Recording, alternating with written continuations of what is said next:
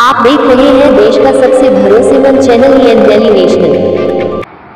ये लोग जो परिवारवादी हैं, जिनकी सोच केवल अपने परिवार तक सीमित है, जाति का नारा देते हैं, लेकिन जब सत्ता में आते हैं तो तुष्टीकरण की नीतियों की पराकाष्ठा को पूरी करते हुए केवल अपने परिवार के विकास की बात करते हैं, अपने परिवार तक सीमित रह जाते हैं।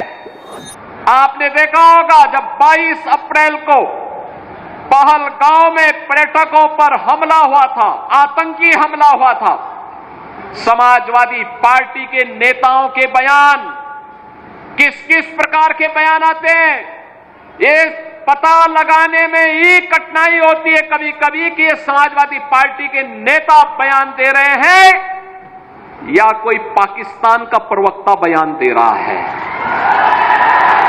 ये पता लगाने में ही कठिनाई हो जा रही है। आपने कल समाजवादी पार्टी के एक पदाधिकारी का मुंबई में दिया गया बयान देखा होगा। इससे पहले कानपुर का एक नौजवान अपने परिवार के साथ गया था पहलगांव, स्वर्गीय शुभम द्विवेदी की निर्मम हत्या कर दी गई। जब पत्रकारों ने समाजवादी पार्टी के अध्यक्ष से पूछा कि आप समाजवादी पार्टी आप वहां क्यों नहीं गए, तो उन्होंने कहा कि हमारी पार्टी का थोड़े था। कितना दुर्भाग्यपूर्ण और शर्मनाक बयान है। बहनों और भाइयों, देश की संवेदना होनी चाहिए अपने नागरिकों पर।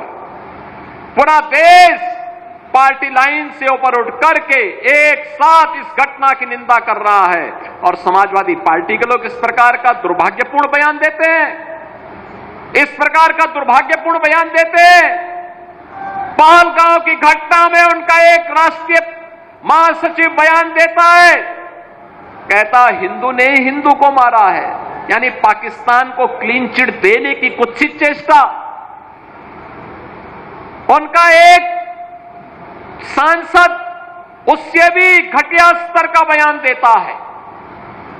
बहनों और भाइयों, जब भी जातिवाद की राजनीति होगी, जब भी विभाजनकारी राजनीति होगी, तो तुष्टीकरण की पराकाष्ठा को पार करते हुए आपकी सुरक्षा के साथ ऐसे ही खिलवाड़ करने का कुत्सित प्रयास करेंगे जैसे वर्तमान में कुछ कांग्रेस के नेता और समाजवादी पार्टी के नेता कर रहे हैं। हमें एक स्वर से निंदा करनी चाहिए। आतंकवाद के खिलाफ देश की लड़ाई प्रधानमंत्री मोदी जी के नेतृत्व में 144 करोड़ के भारत को एक स्वर से लड़ना चाहिए। एक स्वर से प्रधानमंत्री मोदी जी के नेतृत्व में आतंकवाद का नेस्तनाबूद करने के संकल्प के साथ आगे बढ़ना चाहिए। ये संकल्प के साथ अगर हम आगे बढ़ेंगे तो जैसे 10 वर्ष में आपने देश से आतंकवाद को, नक्सलवाद को, उग्रवाद को समाप्त होते हुए देखा होगा, ऐसे ही जो थोड़े तत्व सिर उठाने का प्रयास कर रहे हैं, इनके भी जहन्नुम में जाने के दिन बहुत शीघ्र सामने दिखाई देंगे।